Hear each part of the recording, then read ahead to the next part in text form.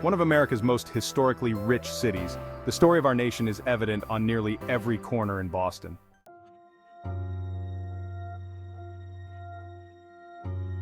Officially founded in 1630 by English Puritans who fled to the new land to pursue religious freedom, Boston is considered by many to be the birthplace of the American Revolution. It was here that the Sons of Liberty, led by Samuel Adams, inspired colonists to fight for their freedom against the domination of British rule.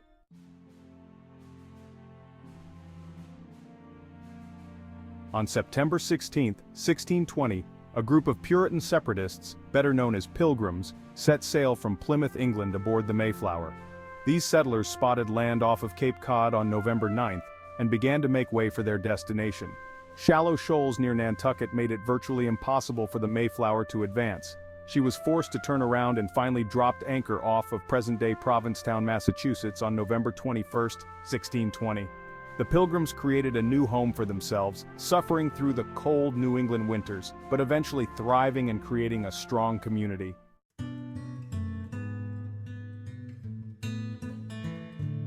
A mere decade later, another group of Puritan colonists, led by John Winthrop, arrived in North America. They first landed in Salem in June of 1630, but continued down the coast in search of clean, fresh water.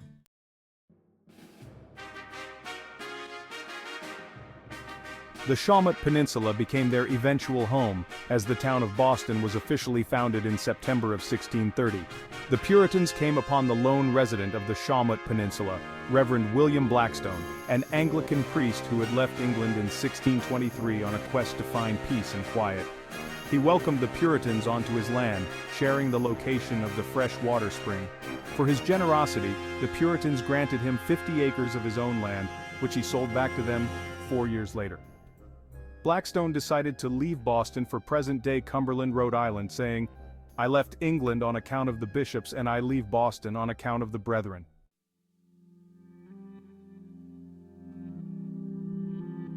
Boston was named and officially incorporated on September 30, 1630, Old Style. The city quickly became the political, commercial, financial, religious, and educational center of Puritan New England, and grew to play a central role in the history of the United States.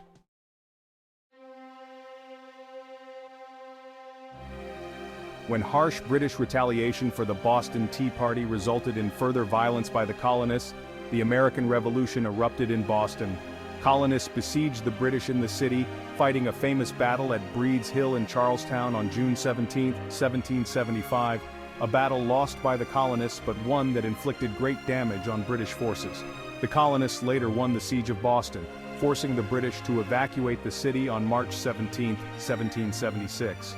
However, the combination of American and British blockades of the town and its port during the conflict seriously damaged the economy, leading to the exodus of two-thirds of its population in the 1770s.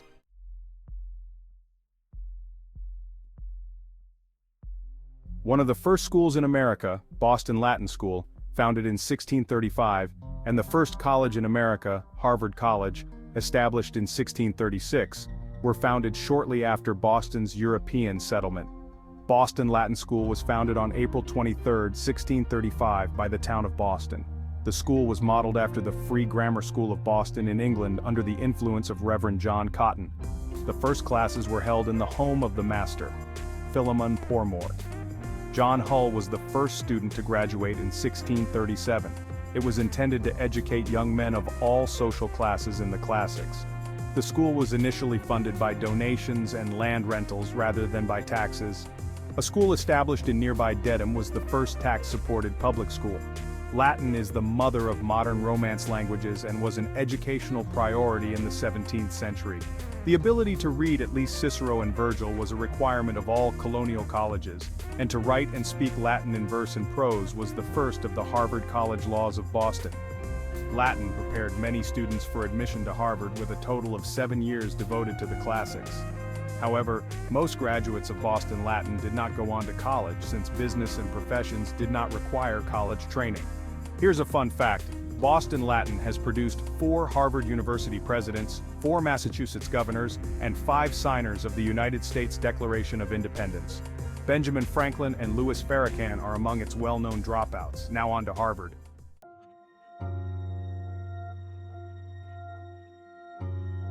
Harvard College was founded in 1636 by vote of the Great and General Court of the Massachusetts Bay Colony. 2 years later, the college became home to North America's first known printing press, carried by the ship John of London. In 1639, the college, which had been unnamed until then, was named Harvard College in honor of deceased Charlestown minister John Harvard, who had bequeathed to the school his entire library and half of his monetary estate. Harvard's first headmaster was Nathaniel Eaton. In 1639, he also became its first instructor to be dismissed for over-strict discipline. The school's first students were graduated in 1642. Notable alumni include U.S. President John Adams, U.S. President John Quincy Adams, philosopher and poet Ralph Waldo Emerson, U.S. President and Nobel laureate in peace, Theodore Roosevelt, author, political activist, and lecturer Helen Keller, physicist J. Robert Oppenheimer, U.S. Secretary of State and Nobel laureate in peace, Henry Kissinger, U.S. President John F. Kennedy, and the 11th and 13th Prime Minister of Pakistan, Benazir Bhutto.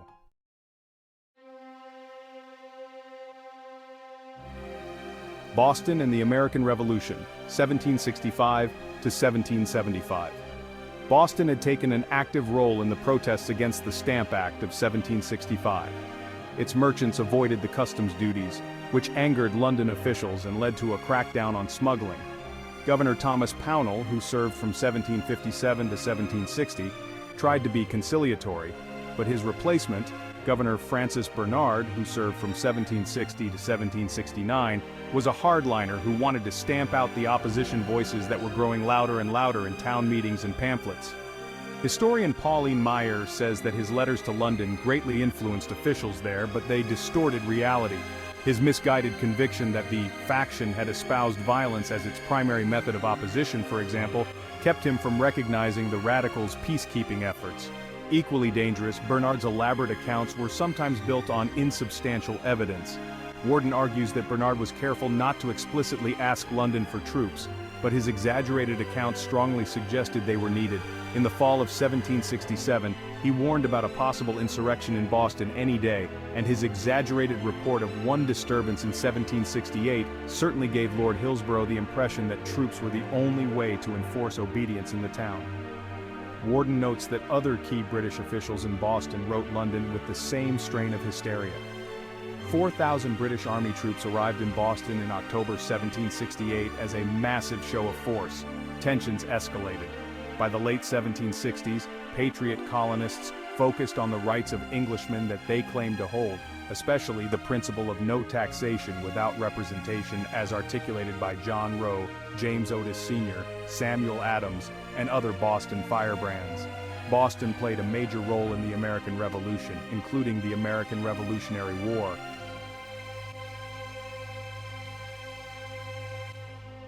On March 5, 1770, 9 soldiers of the 29th Regiment of Foot opened fire at a crowd of Bostonians which was verbally and physically harassing them.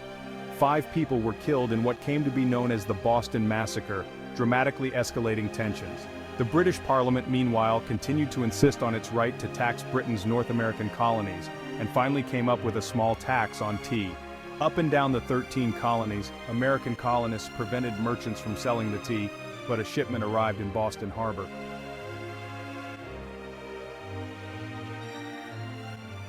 On December 16, 1773, members of the Sons of Liberty, disguised as Native Americans, dumped 342 chests of tea in the harbor in the Boston Tea Party.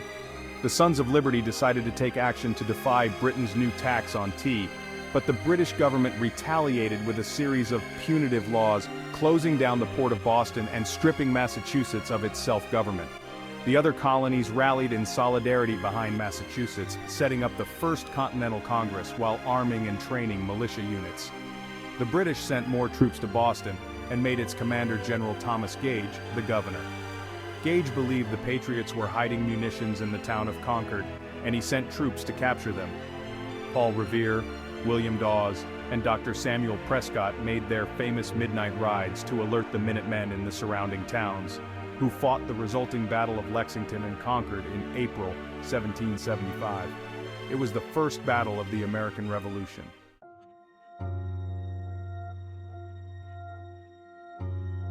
Militia units across New England rallied to the defense of Boston, and Congress sent in General George Washington to take command.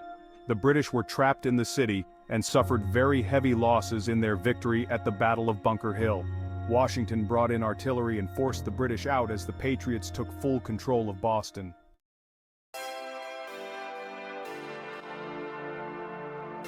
The American victory on March 17, 1776, is celebrated as Evacuation Day.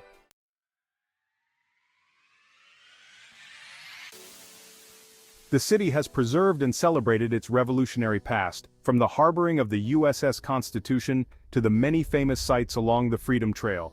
Make the background music inspiring.